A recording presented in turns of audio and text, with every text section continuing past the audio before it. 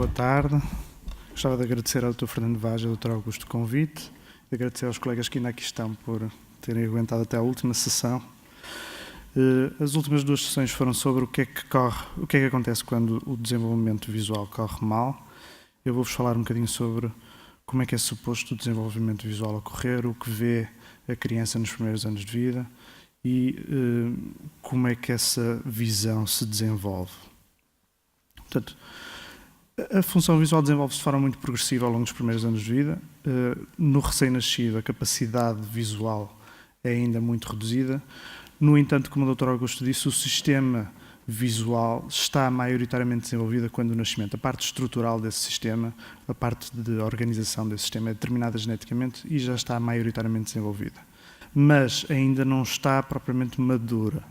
Portanto, nós temos o olho bem desenvolvido, temos as vias visuais bem desenvolvidas, o colículo geniculado lateral, o córtex visual primário, estão as estruturas definidas, mas ainda não há um amadurecimento das mesmas. Na fase pós-natal, o que é que acontece? Nós temos um crescimento progressivo dos globos oculares e subsequente magnificação da imagem retiniana, temos alguma melhoria da qualidade óptica dos meios oculares, que melhora a qualidade da imagem. Temos uma melhoria marcada da amplitude acomodativa, portanto, a capacidade de focar a diferentes distâncias, um aumento do diâmetro pupilar, que permite a entrada de maior luz e maior informação. Os próprios fotorreceptores vão crescer e continuar a sua diferenciação na retina, vão aumentar a sua capacidade de absorver luz. Os cones, que são os fotorreceptores responsáveis pela definição, vão aumentar a sua densidade na área central da retina e a estrutura foveal, que é a parte central, a parte que nós utilizamos para fixar, vai finalizar-se em termos estruturais. Para além disso, e posteriormente à estrutura ocular, vai haver um aumento de densidade de sinapses corticais, vão-se estabelecer novos contactos, aumentar esta densidade sináptica e vai ocorrer a mielinização progressiva dos neurónios das vias visuais até aos 2 anos de idade. Para além disto, para além desta estrutura do olho ao córtex visual primário, são necessárias outras funções. Portanto, nós, depois do nascimento, precisamos de experiência visual, precisamos de expor a criança a imagens, para que essa informação, ao chegar ao córtex, estabeleça sinapses, estabeleça padrões de atividade neuronal que permitem reconhecer a imagem, permitem reconhecer a orientação, a cor, o movimento e, em cima disso, integrar outras funções corticais e subcorticais que vão permitir interpretar a imagem, integrar funções motoras com atenção, com o objetivo de, perante a informação que se está a receber, fazer coisas, atividades motoras, etc. Portanto, o papel da experiência visual aqui é o de manter e de promover a maturação da estrutura visual e assim permitir o desenvolvimento progressivo e o incremento da capacidade visual da criança. A experiência visual anómala nestes primeiros anos de vida vai interferir neste normal desenvolvimento e, por conseguinte, vai levar a uma função visual anormal. Se essa alteração for suficientemente marcada, isso pode condicionar o desenvolvimento de outras aquisições, de aquisições motoras, de aquisições verbais, e se não for corrigido precocemente, isso pode levar, como falamos na ambliopia, a déficits visuais eventualmente irreversíveis. E como é que nós sabemos o que é que uma criança pequenina vê? Nos últimos 60 anos tem-se investigado isto para tentar definir o que é que a criança vê. Começou-se por segmentar diferentes módulos da visão cromática, a sensibilidade à luz, a acomodação, a sensibilidade ao contraste, a acuidade visual, campo visual, etc. Tudo partes complementares da visão, mas que podem ser testadas de formas independentes. E foram utilizados modelos animais e foram utilizados testes de fixação preferencial, eletrofisiologia, entre outros, a crianças pequenas, para tentar discernir o que é que cada uma consegue ver e em que fase da sua vida é que consegue vê-lo. O que nós percebemos aqui foi que estes diferentes módulos da visão, estes diferentes componentes da visão, evoluem de forma independente, mas relacionada. Portanto, evoluem a velocidades diferentes e terminam o seu desenvolvimento em alturas diferentes da vida. Alguns evoluem muito cedo e muito rápido, outros evoluem muito devagar ao longo da vida e, portanto, em diferentes idades vamos ter diferentes capacidades de cada uma destas funções. No entanto, o que nós sabemos também é que todas estas capacidades teóricas do olho e da parte cortical, da parte do córtex visual primário, desenvolvem-se mais rápido do que o próprio desempenho visual que a criança tem. Ou seja, a capacidade teórica do sistema visual é maior do que o desempenho visual que a criança tem, e isso provavelmente reflete que há outras áreas extra estriadas, portanto, à parte do córtex visual primário, responsáveis por promover a utilização da visão e uma visão funcional, e que essas também limitam o seu desenvolvimento. Em relação à acuidade visual em si, a partir das primeiras semanas de vida, nós podemos ver que, com testes de fixação preferencial eletrofisiológicos, que a criança tem uma acuidade muito, muito rudimentar, estamos a falar entre 0,03 e 0,05, e que essa acuidade visual vai melhorando muito rapidamente ao longo dos primeiros meses de vida, podendo atingir ao ano de idade uma acuidade visual de à volta de 0,3, mais coisa, menos coisa. E com esta acuidade visual extremamente limitada, a criança consegue fazer todas as suas aquisições normais sem dificuldades. Nós vemos de uma forma estimada que aos 3 meses terá, em média, 1/10 de visão, aos 6 meses 2/10, aos 12, 3/10, aos 2 anos 4/10. Isto obviamente é uma estimativa e há flutuações dentro do normal, mas com estas acuidades visuais a criança consegue identificar objetos, consegue identificar os pais, consegue brincar e interagir, e não é preciso os 10/10, nem as crianças conseguem ter 10/10 em idades assim tão precoces.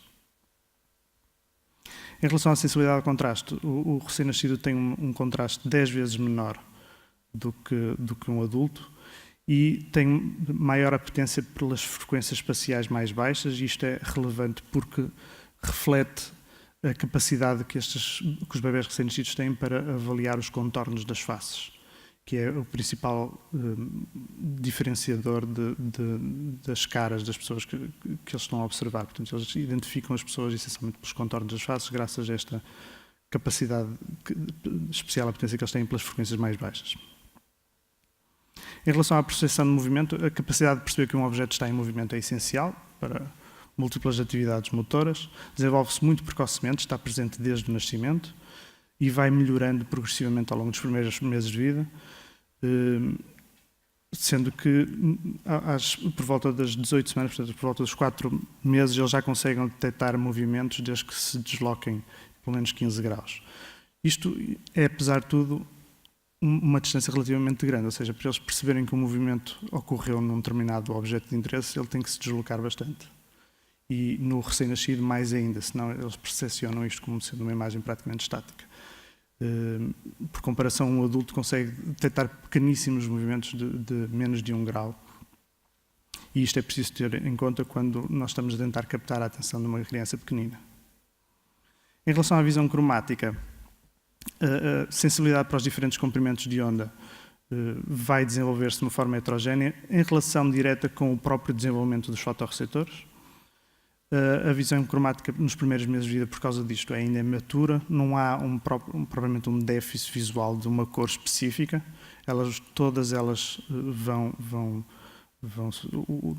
o recém-nascido nos primeiros meses de vida tem sensibilidade para todas as cores, mas de uma forma ainda muito rudimentar, também porque o contraste está muito reduzido, e o contraste é muito importante para a percepção de visão cromática, e a sensibilidade à luz também ainda está diminuída. A partir dos 3, 4 meses eles já conseguem detectar praticamente todos os comprimentos de onda, mas lá está, não de uma forma como um adulto consegue, por causa da interdependência com a luminosidade e a sensibilidade ao contraste. O que não quer dizer que eles saibam nomear as cores, que é outra função completamente diferente. Em relação a campos visuais, à nascença estão também muito reduzidos em comparação com o adulto, mas aumentam muito rapidamente nos primeiros 12 meses de vida, atingindo entre os 2 e os 4 quase uma amplitude normal. Mas, mais uma vez, é importante perceber que a atenção pode simular muito facilmente um déficit de campo visual, portanto, a criança distraída pode parecer ter um campo visual minúsculo, e isso não reflete necessariamente a capacidade teórica de campo visual. Em relação à coordenação oculomotora, Esta desenvolve-se durante os primeiros meses de vida. Nós vemos com alguma frequência as crianças com 3, 4 meses de vida, por volta, ocasionalmente estão a tentar focar um objeto muito ao perto e fazem uma convergência excessiva e nós ficamos logo preocupados a pensar que terá um estrabismo. Isto é uma imaturidade normal do sistema oculomotor. No entanto, esta coordenação oculomotora vai se desenvolver muito rapidamente nos primeiros 6 meses de vida e a parte mais fina da visão binocular, que é a estereopsia ou visão em profundidade, estará presente a partir das 8 a 20 semanas e vai se desenvolvendo progressivamente até aos 2 anos de idade. Portanto, mais uma vez, todos estes módulos da visão vão se desenvolvendo a velocidades diferentes e terminam o seu desenvolvimento em alturas diferentes. E, portanto, de um ponto de vista prático, o que é que consegue o recém-nascido ver? A acuidade visual estimada, portanto, estará entre os 0,03 e 0,05. A visão cromática é extremamente rudimentar. Ele tem uma sensibilidade ao contraste muito reduzida e com preferência pelos comprimentos pelas frequências espaciais mais baixas e, portanto, tem maior apetência para discernir os contornos.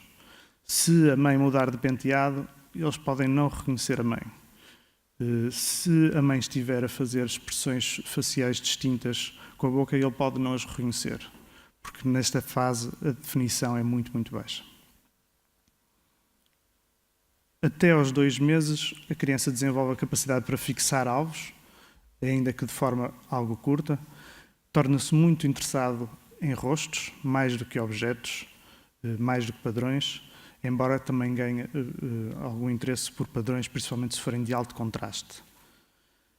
Também melhora progressivamente o seu controle oculomotor e a capacidade de seguir os rostos e os objetos e consegue movimentar o globo ocular em todas as direções. Entre os 2 e os 4 já tem um mecanismo de fixar e seguir alvos de uma forma estável e mantém essa fixação voluntariamente. Já identifica e interage e é capaz de desenvolver o sorriso social. Já consegue realizar uma boa convergência para acomodar objetos mais ao perto, embora ocasionalmente isso possa ser excessivo. De notar que é ocasionalmente um estrabismo fixo nesta idade, nunca é fisiológico. E começa a descobrir e a brincar com as mãos e a treinar a sua coordenação oculomotora e já tem o reflexo de evicção, o pestanejo com a ameaça visual que não está presente mais cedo que isto. Entre os 5 e 8 meses, a acuidade visual já melhorou e estamos em média nos 2/10. A visão cromática já está muito mais desenvolvida, já consegue detectar todas as cores, embora, como eu disse, em relação à sensibilidade ao contraste e à luminosidade, não com a mesma percepção que um adulto tem.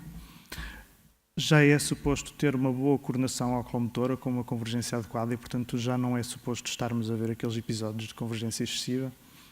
E, portanto, nesta fase inicia-se a visão binocular e a estereopsia, e, em consequência disto, a criança começa com maior facilidade a identificar objetos mais longe e a agarrá-los de forma precisa, mais ou menos precisa, com a mão. Portanto, consegue ver a que distância que eles estão e agarrá-los. Entre os 9 e os 12, a acuidade visual já ronda os 3/10. A estereopsia continua a melhorar e, portanto, eles nesta fase já conseguem não só com a mão agarrar o objeto, mas ir lá com o indicador e o polegar e precisamente agarrar objetos mais pequeninos, que é uma coisa que só acontece nesta faixa etária se ele tiver uma estereopsia, se não tiver, ocorre mais tarde.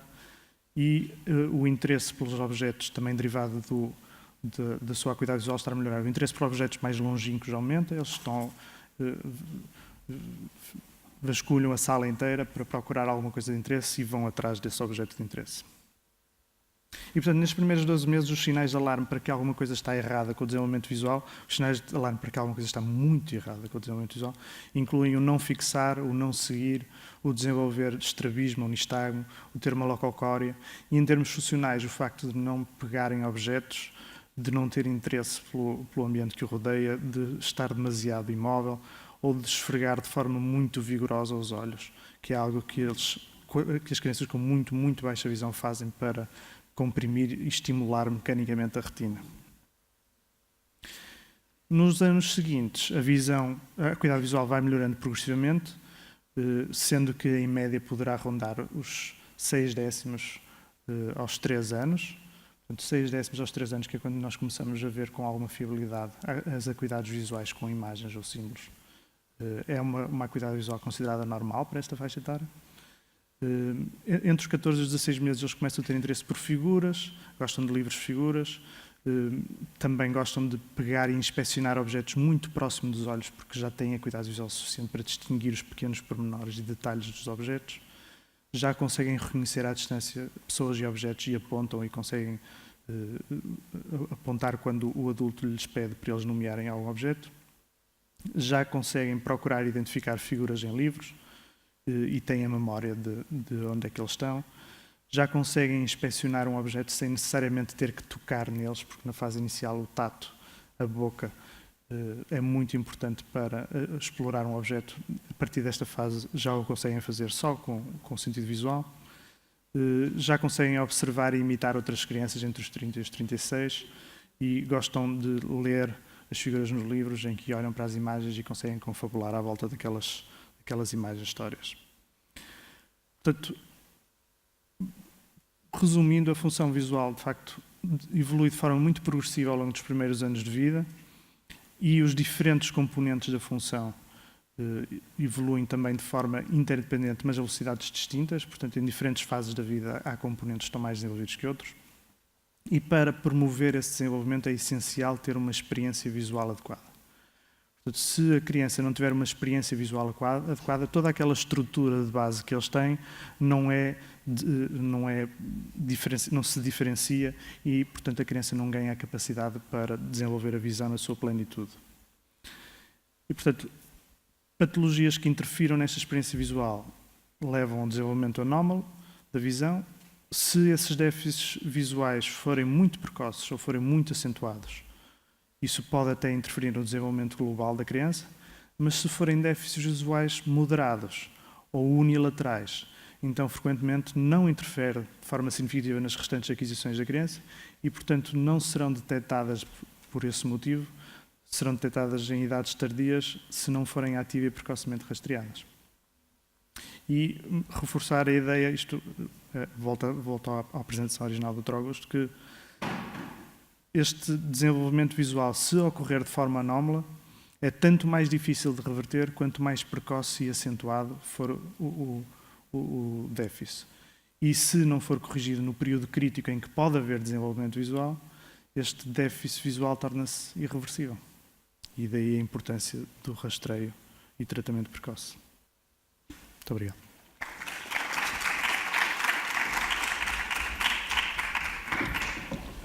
Obrigado, Dr. Vasco. Para os resistentes, ainda há alguma questão a colocar?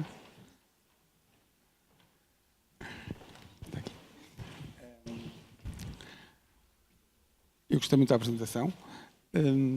Vou-te perguntar uma coisa que não falaste há bocadinho. As crianças hoje em dia estão perante estímulos visuais, tablets. O que é que, certamente, que muitos pais perguntam a estes nossos colegas se a criança pode brincar com o tablet, se está muito tempo com o tablet, que mensagem é que darias aos nossos colegas para eles darem esses? Portanto, em relação a tablets, computadores e todos esses equipamentos eletrónicos que têm aparecido e invadido a nossa vida pessoal na última década, nós temos investigado intensivamente de que forma é que isso influencia o desenvolvimento correto da visão e de que forma é que pode influenciar o aparecimento de erros refrativos. E em termos de evidência científica, nós, perante a epidemia, entre aspas, de miopia, podemos achar que aquele esforço acomodativo excessivo pode desenvolver ou promover o aparecimento da miopia. Apesar disso, ainda não temos uma evidência sólida para garantir de forma inequívoca que A leva a B. O que nós sabemos, com algum grau de certeza, é que leva a cansaço visual. Pode levar ao aparecimento de olho seco nestas crianças. O excesso de acomodação pode até originar desequilíbrios oculomotores, mas em termos de levar a um desenvolvimento visual anómalo, não temos ainda evidência para dizer sim ou sopas. Agora, talvez não seja preciso pensar nessa parte, porque vocês têm o outro argumento muito mais simples, que é, enquanto a criança está a fazer aquilo, não está a fazer outras coisas. E nesta faixa etária vocês querem as crianças mexer, querem as crianças a tocarem coisas, querem as crianças a se ir andar de um lado para o outro. E, portanto, é muito mais simples e garantido que, apesar de o tablet estimular cognitivamente a criança, não estimula a criança de um ponto de vista motor, pelo menos não ao ponto que a criança precisa ser estimulada nestas idades precoces. Portanto, qualquer pergunta que vos apareça desse género, nestas idades, basta responder dizendo: esta criança tem que estar a mexer. Pode utilizar por um curto espaço de tempo, recorrendo a bom senso, mas ela tem é que brincar com objetos e rebolar e saltar e pinchar.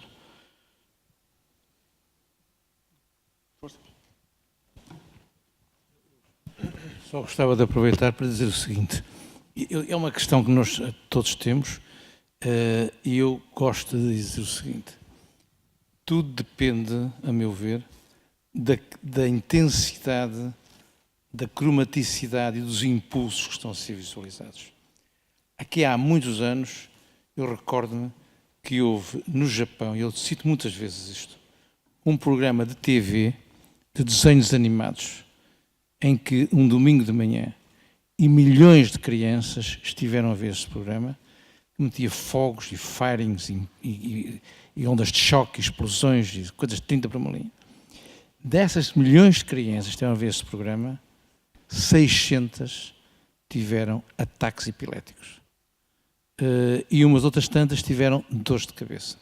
Ou seja, a informação visual é processada por correntes elétricas intracranianas. E essas correntes elétricas devem ter picos, devem ter coisas que nós não conhecemos e que podem dar alterações que vão desde dores de cabeça a simples fadiga. Ou seja, há pessoas que estão todo o dia no computador e não se fatigam de nada. E há outros que se fatigam. Por conseguinte, há crianças que estão com os tablets na mão e não têm dores de cabeça. Há outros que têm, depende dos jogos que estão a fazer, do tipo de atividade que estão a ter. De forma que eu, em relação a essa questão que o Dr. Fernando Vaz, embora levantou, eu costumo dizer na sequência também do que disse, mas eu costumo ser mais assertivo. O tablet não estraga os olhos, pode dar fadiga e cansaço, mas não estraga. Nenhuma pessoa fica com o olho mais estrábico ou mais amblíope ou mais com um erro refrativo diferente por estar a olhar para o tablet. Agora, pode fatigar, para além do ponto de vista educacional, ter aquele aspecto que o Dr. Vasco Miranda falou.